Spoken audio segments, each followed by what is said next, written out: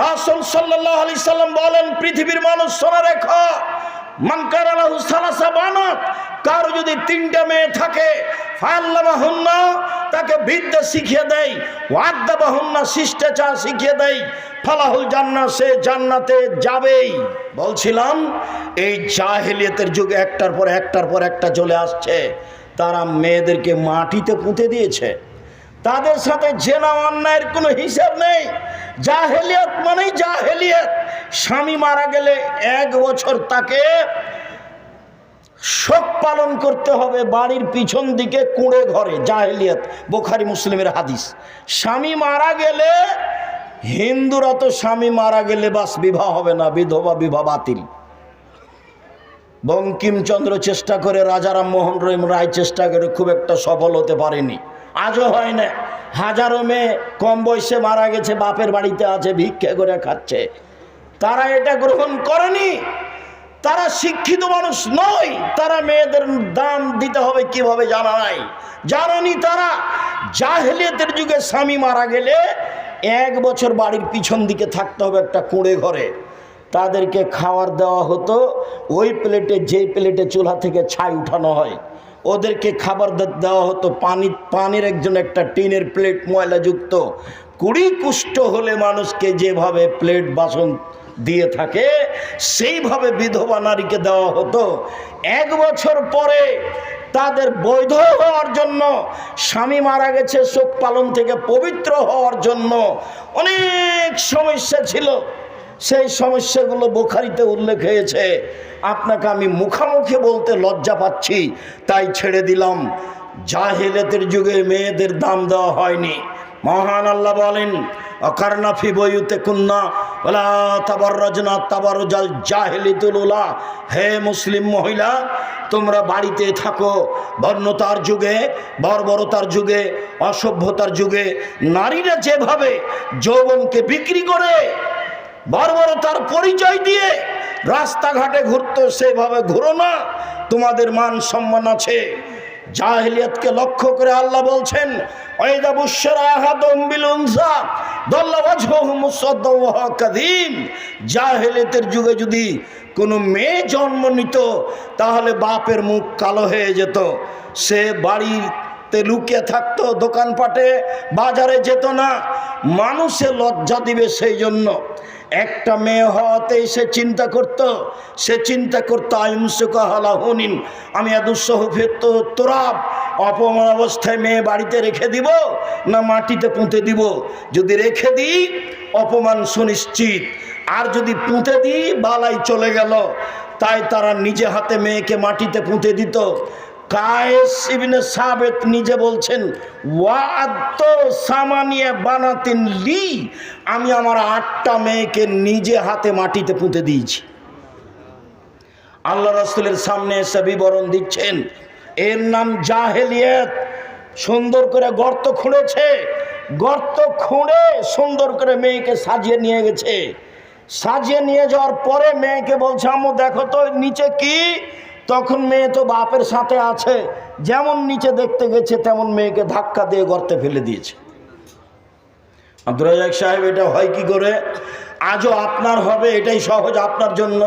কি বলেন আপনি? আমরা আজকে মেয়েকে এভাবে মাটিতে পুঁতে দিতে পারবো?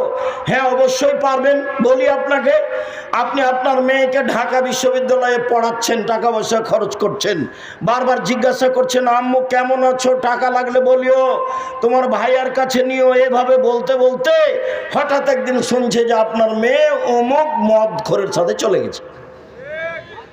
তখন আপনি বলছেন যে তোকে ত্যায্য পুত্র করলাম, তোকে জবে করব, তোকে যদি পাই তো টুকরো টুকরো করে করতো নদীতে ভাসিয়ে দিব।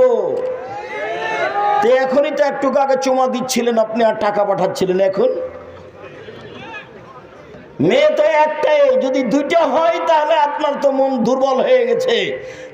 দাদি বলছে, নানি বলছে, কি করবি রে তুই, একটা ডিপি স্কুল না একটা গাভী নেই।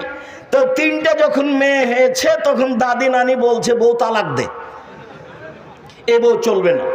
এইটাই কি জাহেলিয়াত নয়? এটাই জাহেলিয়াত। একটু 19-20 সালে আপনি মেয়েকে ত্যায্যপুত্র করে তাকে জবাই করে করত নদীতে ভাসিয়ে দিতে চাচ্ছেন। এটাই ছিল তাদের কাছে সমস্যা। মেয়েরা নিজেরা সম্মান নিতে পারেনি। বেগম রোকেয়া যেভাবে মেয়েদের অপমান করেছে, তাই তো রংপুর জেলার মহিলা আবারও বই লিখলেন, কেন হব অবরোধবাসিনী। ঠিক সেভাবে মহিলারা নিজে নিজে জাতির কাছ থেকে সম্মান হারিয়ে মাটিতে মিশে গিয়ে ইহুদি খ্রিস্টানদের নীতিতে পরিণত, ইহুদি খ্রিস্টানদের অপমান গ্রহণ করতে চায়।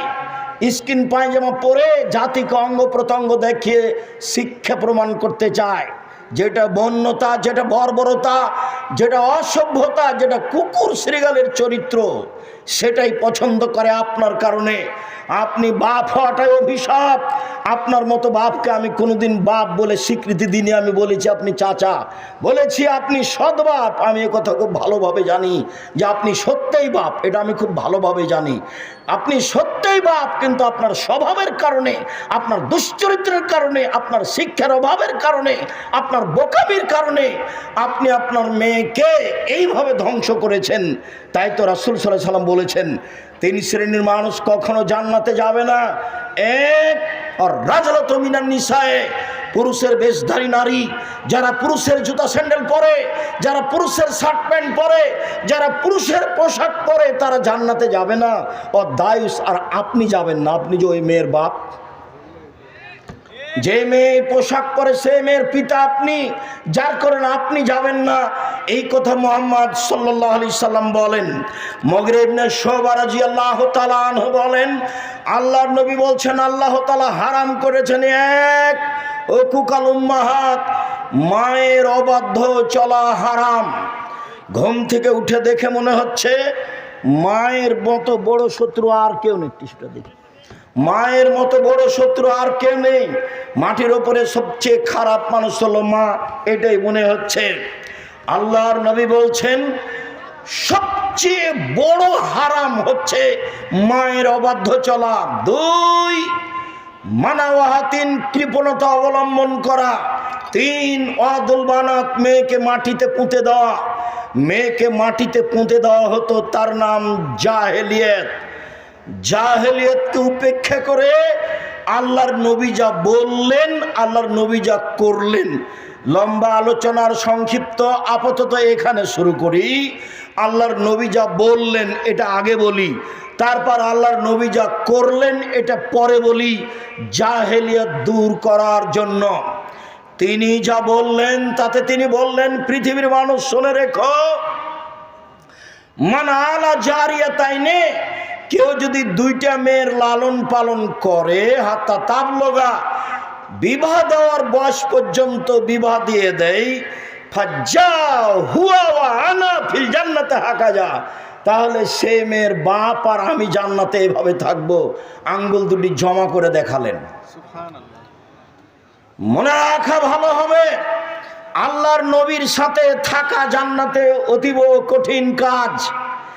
একজন সাহাবী সন্ধ্যা রাতে আল্লাহ রাসূলের সামনে একটা মেশক আর পানি নিয়ে যে দিলেন, আল্লাহ রাসূল খুশি হয়ে গেলেন। বেশ ভালো তো, তুমি বুদ্ধি রাখো, তুমি সালমা শেতা, তুমি আমার কাছে কিছু চাও, যা চাইবে তোমার মন চাই সেটাই চাও। তখন সাহাবী বলছেন, আসআলুকা মুরাফাকাতাকা ফিল জান্নাত, জান্নাতে আপনার সাথে থাকতে চাই। তখন আল্লাহ রাসূল বলছেন, না না না না, এটা নয়, এটা নয়, এটা নয়, অন্যটা অন্যটা অন্যটা বলো। তখন সাহাবী বলছেন, হোয়া জাকা, এটাই চাই। তখন আল্লাহ রাসূল বলছেন, আইনি বিকাসরাতি সুজুদ, তাহলে আমাকে তাহাজ্জুদ পড়ে সহযোগিতা করো। রাতে তাহাজ্জুদ না পড়ে আমার সাথে জান্নাতে থাকা যাবে না। নিয়মিত রাতে তাহাজ্জুদ পড়ে জান্নাতে রাবির সাথে থাকা যায়, এ ব্যাপারে তিনি বলেছেন। তিনি বলেন, 2টা মেয়ের যদি কেউ লালন পালন করে, তাহলে আমি আর সেই পিতায় একসাথে জান্নাতে এইভাবে থাকব। তখন তিনি তর্জনী এবং মধ্যমা আঙ্গুল দুটি জমা করে দিলেন। এইখানে আর একটা কথা আছে, তিনি বলেছেন, মানালা কাফুলিল ইয়াতীম, কেউ যদি এতিমের লালন পালন করে সেই ব্যক্তি আর আমি জান্নাতে এইভাবে থাকব। তখনও তিনি তর্জনী এবং মধ্যমা ইশারা করে দেখালেন, তবে দুইটার মধ্যে একটু ফাঁকা রাখলেন। এতিমের লালন পালন করলে আমার সাথে থাকা যাবে, তবে একবারই সাথে নয়। এই যে হাদিস বুখারী মুসলিম, কেউ যদি দুইটা মেয়ের লালন পালন করে তাহলে সেই পিতা আর আমি একসাথে। তিনি বলেন, পৃথিবীর মানুষ শুনে রেখো, মানা আলা সালাসা বানাতিন, কেউ যদি 3টি মেয়ের লালন পালন করে, ফা আল্লামাহুন্না, লালন পালন মানে ফা আল্লামাহুন্না, তাকে বিদ্যা শিখিয়ে দেয়, ওয়াদ্দাবাহুন্না, তাকে শিষ্টাচার শিখিয়ে দেয়, ওয়াক্কাসাহুন্না, তাকে কাপড় পরিধানের ব্যবস্থা করে দেয়, তার ওয়া আকলাহুন্না, ওর খাওয়ার ব্যবস্থা করে দেয়, তাহলে কুল্লাহু সিতরান ইয়াউমাল কিয়ামা মিনান নারে, বিচারের মাঠে ওই মেয়ে 3টি বাপকে জান্নাতে নিয়ে যাওয়ার জন্য জাহান্নাম থেকে অন্তরাল হয়ে যাবে। ওই দিকে থাকবে জাহান্নাম, এই দিকে থাকবে পিতার, মধ্যে থাকবে 3টা মেয়ে। মেয়ে 3টি আল্লাহকে বলবে, আমার পিতাকে আগে জান্নাতে দেন, তারপরে কোনো কথা। একবারে শক্তভাবে বেঁকে বসবে, যতক্ষণ পর্যন্ত 3টি মেয়ের পিতা জান্নাতে যাবে না ততক্ষণ পর্যন্ত মেয়ে 3টি সেখান থেকে সরে যাবে না, অন্তরাল হয়ে আছে। ওদিকে আছে জাহান্নাম, এদিকে আছে পিতার, মধ্যে আছে মেয়েরা। 10টা ছেলে লালন পালন করলে 1 পয়সা লাভ হবে, এই কথা মুহাম্মদ সাল্লাল্লাহু আলাইহি ওয়াসাল্লাম বলেননি। তো ছেলেকে পড়াবেন, শিক্ষা দিবেন কেন? জন্ম দিয়েছেন এই জন্য। যদি শিক্ষা না দেন, এখন যা পাপ করবে সব আপনার, যা পাপ করবে সব আপনার।